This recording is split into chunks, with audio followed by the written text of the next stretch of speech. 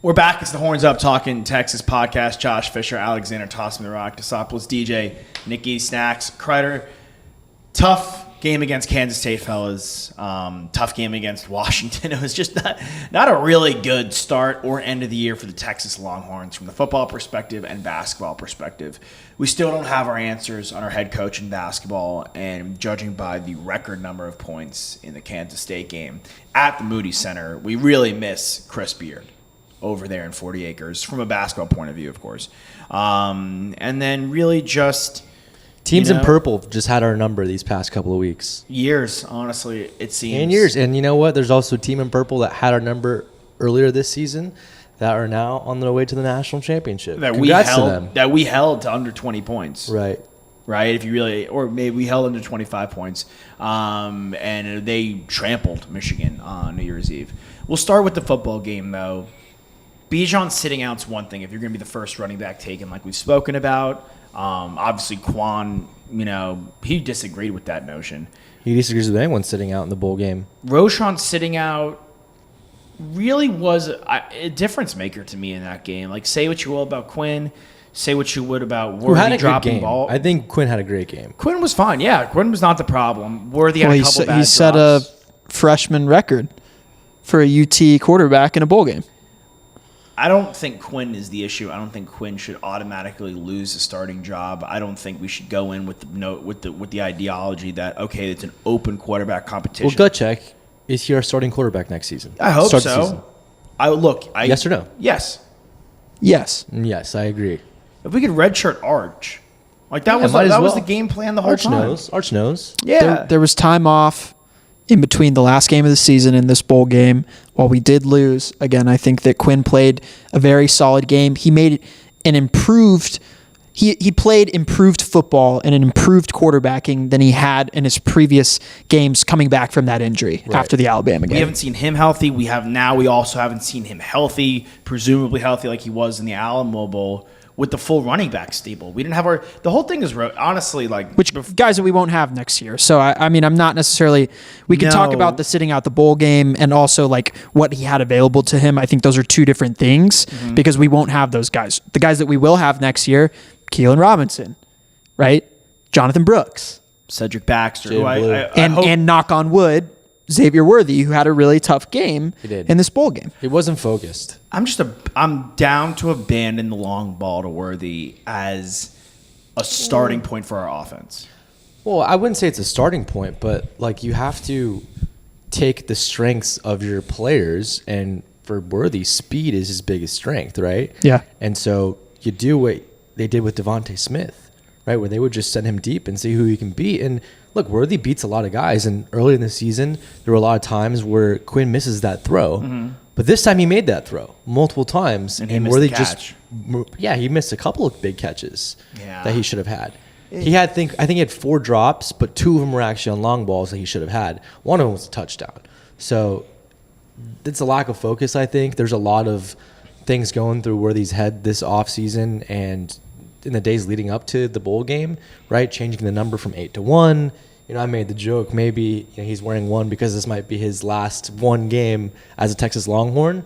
Clearing his Instagram, unfollowing his teammates, a lot of random things that just that could be in the back of your mind. You know what I mean? And playing in the big lights of a bowl game, in a dome, for the first time, might be a little bit harder to see the ball. I don't know. But I think also just a lot of these guys, I texted you guys, so many of these collegiate football players are on social media and it is a part of their daily life. Right. And I think, he's definitely a guy that's very active. He's tweeting after the game. He's tweeting before the game about a variety of different things. But I certainly think that, Texas football media and fans were all over social media being incredibly critical of him. And again, like we just mentioned, he made some serious execution mistakes from a football standpoint on the field in that bowl game. Now I think where it can get really dicey is then if I'm a guy who's, a 19-year-old and I wanted to come play at Texas. I'm playing with Quinn, who's a highly touted recruit. Arch Manning is knocking on the door coming into this program. Sark is an offensive-minded guru. There's all these things going for me as a football player, wide receiver, for being on this Texas Longhorn team. But, he's also being highly criticized, and a lot of it is like off the field things, which like we don't necessarily know. Right, There's right. a lot of assumptions that are made, and all that to say, like, I just think sometimes, fans can get a little ahead of themselves. Sure. And these guys are so plugged in that like that can be the difference in pushing a guy away from your school or bringing him to the school. I mean, look, I think a lot of times if a fan base is very vocal and they are being assholes to the player's going to say, whatever. I pour my sweat, my blood, my tears into this game for your fan base, and like you're not going to reciprocate, these feelings, and you're just going to, always kick me when I'm down and not praise me when I'm up there. Then like, yeah, it's a big driving factor. And of course, in the recruiting days now, where teams like USC can just come in with a boatload of money and say, hey, come play for our program. We've got a great system in place. We've got a great Heisman, who's going to play again next season. Like, that's right there, a recruiting factor. But as a former player, like what I saw in that game, I can't talk to what was off the field, but it just looked like a lack of focus. 100%. The thing, look, scrubbing Instagram, scrubbing Twitter profiles, followings, unfollowings, I'm not reading into the social media happenings of a 20-year-old kid, because that's what it is. Right. All I'm looking at is on-the-field production. And quite frankly, he was a guy we pegged going into the season as one of the top receivers in college football. And by the end of the season, he hasn't shown me that. Right. And look, this game, I know it's somewhat meaningless to us because obviously we didn't get to the big dance, and we didn't,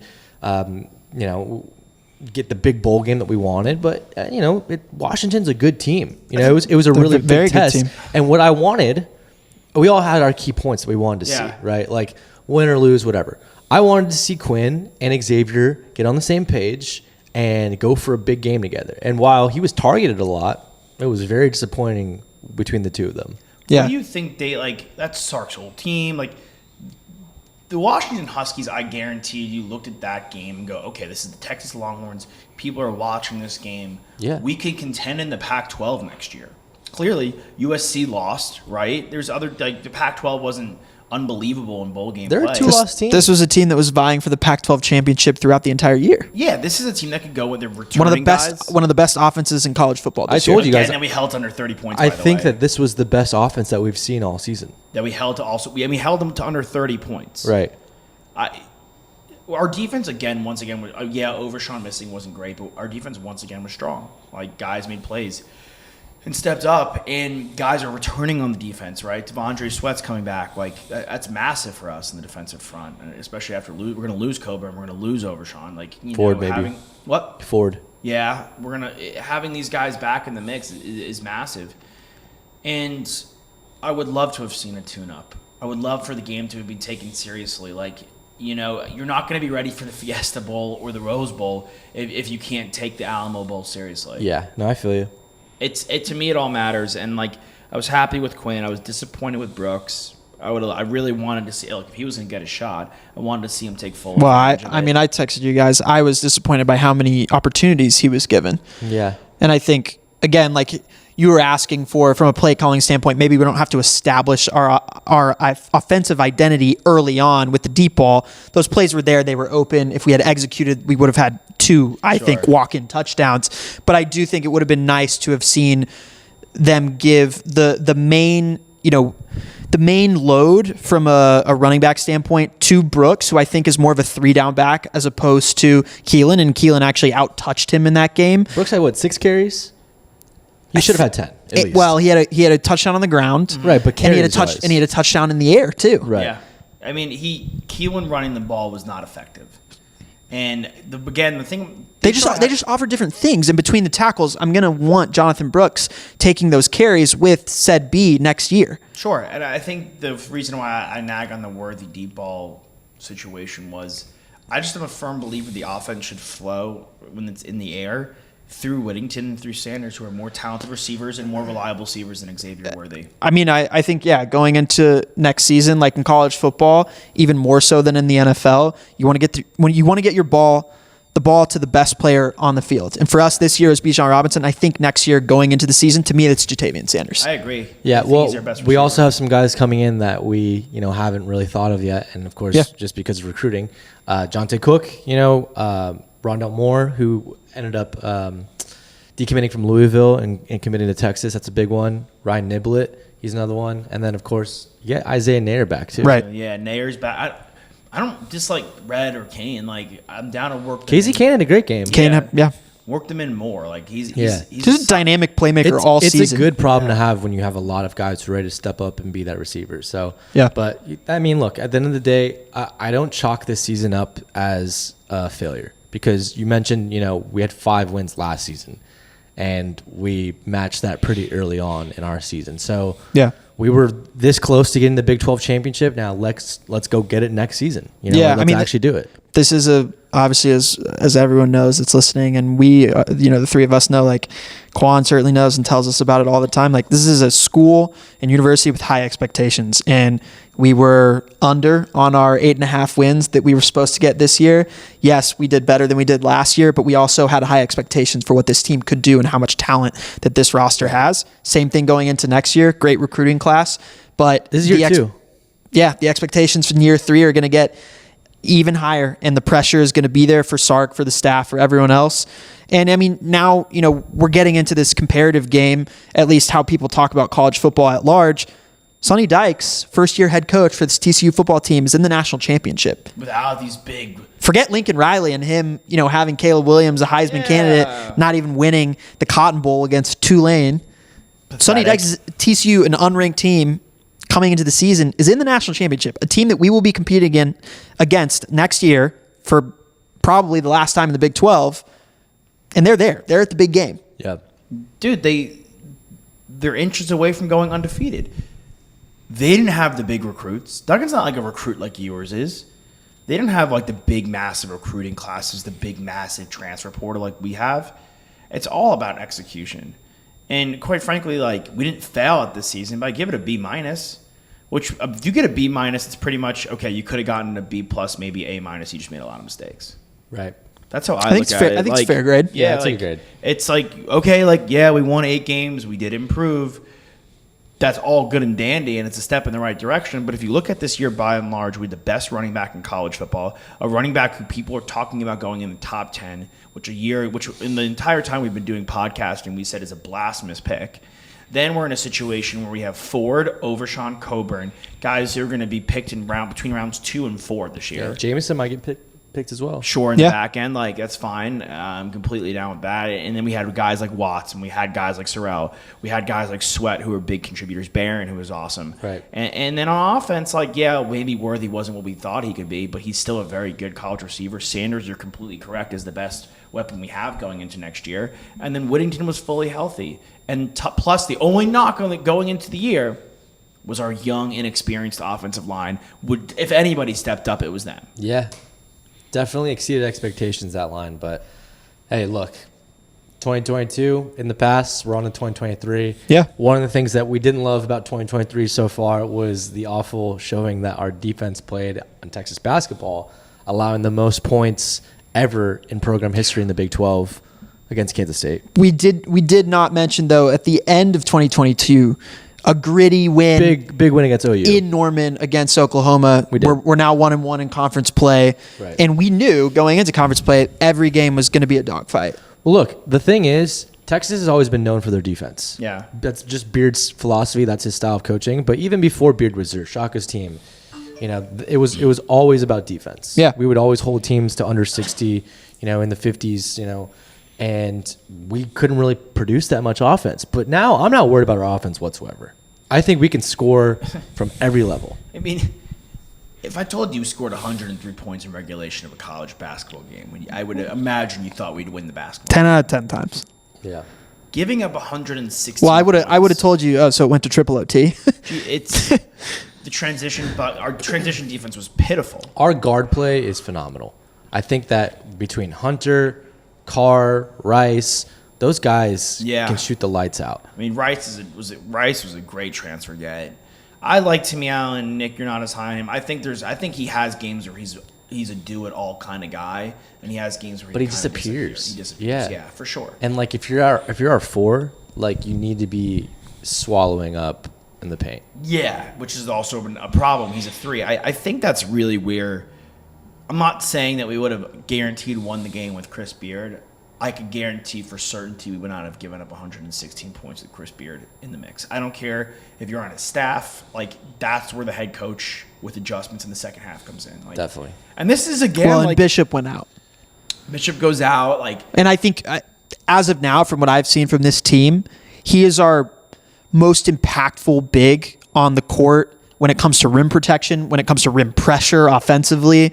I know Mitchell's an awesome athlete. I know Dessou can do things when he's in the game, but he's just he doesn't clear as much space as Bishop does. I mean, I would argue that Brock Cunningham is our second best big. 100%. He's been pretty great this year. He's been great. He's hit clutch shots. He's played great defense, and He does the dirty work, he which gets like our big man don't really do. He's Right. in every loose ball, but the issue is there's so many.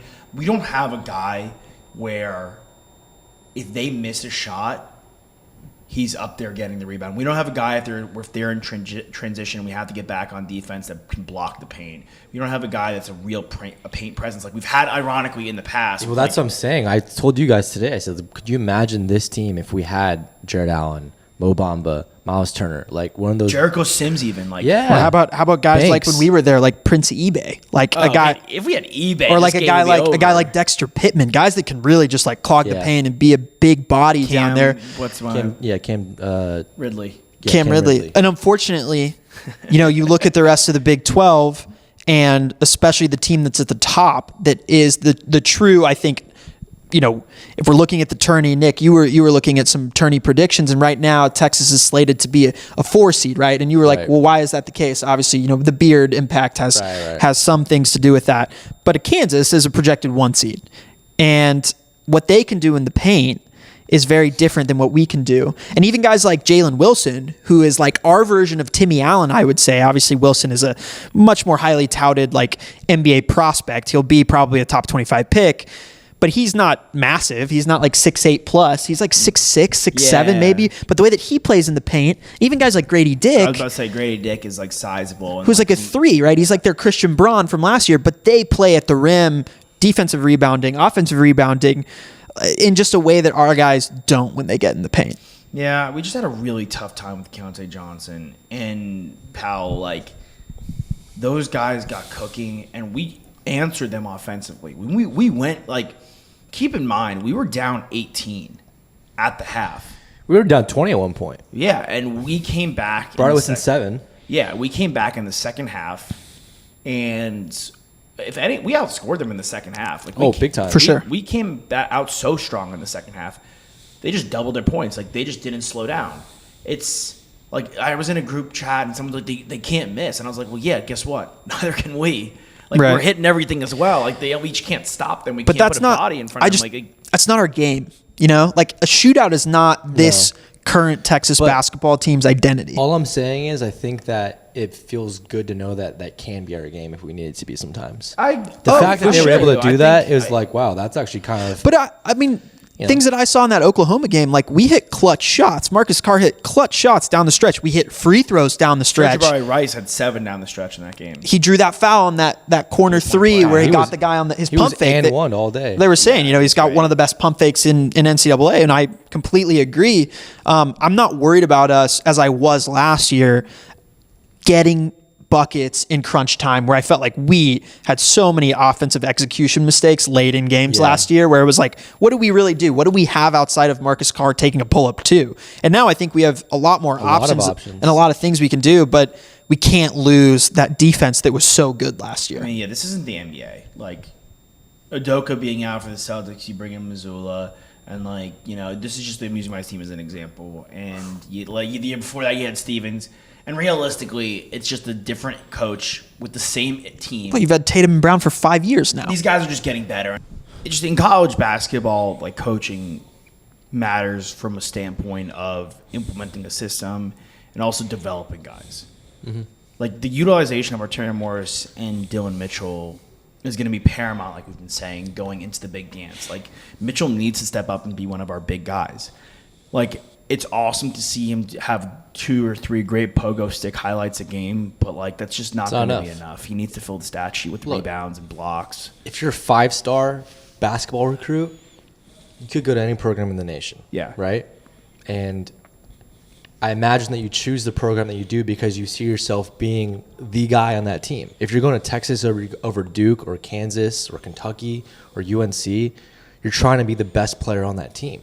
And in the past, we've had those guys: Miles Turner, Mo Bamba, Jared Allen, right? The 5-star player that, turned out to be the first-round draft pick. But Dylan Mitchell doesn't look like a first-round draft pick right now. No, the impact he has in the game is negligible. He seriously needs to step it up for his own draft stock, but just in a team perspective as well. I mean, you want to take look. You're not going to be the best player on the court right now, but contribute as much as you can and learn as much as you can, and just try to make an impact as you go along the season at your position.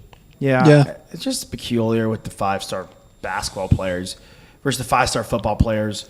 Like, we tend to almost forget about them more and more. Like, yeah, they're big gets when they come into campus, but it's really about, like, some of them don't even play right away, and some of them don't even play ever, and some of them end up transferring, and you just forget about them. But in basketball, it's like the one and done is so heavy. Like, this kid's going to the league no matter what. Right. And I think with football, it's a lot of maturing just on the field, but also in your body too. Like, coming from high school to going straight to the NFL, like, you can't do that. Like, an 18-year-old going to the NFL is impossible. But basketball is less of a physical sport. Still physical, but if those kids are 6'9", like, they're still going to be just fine in the NBA. He could Greg Brown this thing. A lot of guys come into college basketball if they're a 4 or 5-star recruit, even if they're a small forward, power forward type player like Dylan Mitchell, where he was getting the ball every single possession, and his teammates were saying, just do your thing, because you're so much better than everyone else that you can. Or if you get within 10 feet of the hoop in high school basketball, guess what? No one is big enough to step in front of you, or very few people are. And then everything changes when you get to the collegiate level, because there are plenty of guys out there that are bigger than him, not only taller, but also wider. He's got a young 18-year-old body. And so I think what can be really valuable for him is fitting into a lot of different roles for this team, doing some of the dirty work, learning from a guy like Brock Cunningham, and understanding that what Dylan Mitchell can provide for our offense and defense is, okay, if I cut every single possession, if I am attacking the offensive glass with my athleticism, I put a lot of pressure on a defense. If defensively, I can take some real ownership and say, okay, maybe I'll take a step back on offense because we have guys like Marcus Carr and Hunter and Rice, and when Bishop's healthy, like, who can create their own shot, guys like Timmy Allen. So I'll do a little bit less on the offensive side, and when I'm in the game, I'll say, you know what, that number 4 on their team or their wing, I'm gonna dominate him defensively. I'm not gonna give him any breathing space, and I'm going to absolutely smother him and lock him down. And guess what? Like, NBA scouts will definitely pay attention to that. Yeah. Dylan Mitchell is probably one of our most scouted players on the team. He's our most scouted player. And just his athletic skill set, his traits, he has a real ability to become a truly versatile player, especially defensively. We had the opportunity to talk to a guy, Herb Jones, who played at Alabama, who really built his basketball toolbox over his 4-year career at Alabama. Of course, it's a little bit different situation, like we're saying with Dylan Mitchell. But I think, like, the reason why Herb Jones is being talked about so much in the NBA for this Pelicans team is last year he was an all-NBA defensive player.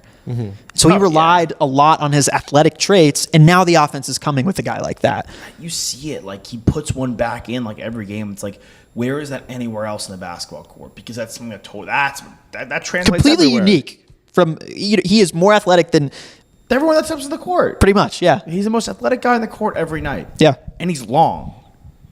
So why are you not and this could go back to a coaching thing. Like, why is he not at the point of attack on Powell, right, giving him fits while he's trying to get to the rack? Why is he not on Johnson, at least giving him a hard time, giving him some length? But some of it comes it comes from the reps too. Like, he needs to have a game where he does D a guy up and he succeeds doing that. Then that'll give him the confidence to go after guys defensively. I also think it might take a lesser opponent too. Sure. Like a team, that isn't so powerhouse, like the Kansases, of course, and even this Oklahoma State team, like one of the, not so good teams in our conference, and there's not a lot of them, right? But our offense runs through Marcus Carr, and it runs through Hunter, and it runs through Rice. Like, those guys, could be the only guys that touch the ball, for half the possessions. We don't have an offensive issue.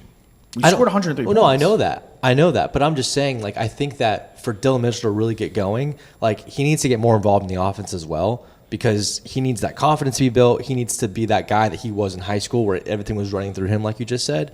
And he needs to just get his reps in. Just like if he's just like a piece that's just, going around and cutting and doing this and that, just standing on the baseline, like it's not really doing much for his personal confidence and also for his experience. Like he needs to get the ball in his hands. Yeah. Toss is saying, I think, yes, but I think it's also a situation where he can find his groove and he can find his playing time in the defensive side of the basketball. He could earn his stripes on defense, and that'll allow him to stay in the game more. Like right now, his minutes are like diminished. Like he's not if Bishop's in the whole game, like how much is Mitchell really playing? He probably plays less than the 25 minutes that he played. He probably plays less than a half in total. Yeah, I think so. Somewhere between 15 and 20 minutes, I would imagine. But we just miss Beard, unfortunately, from a defensive identity. Yeah.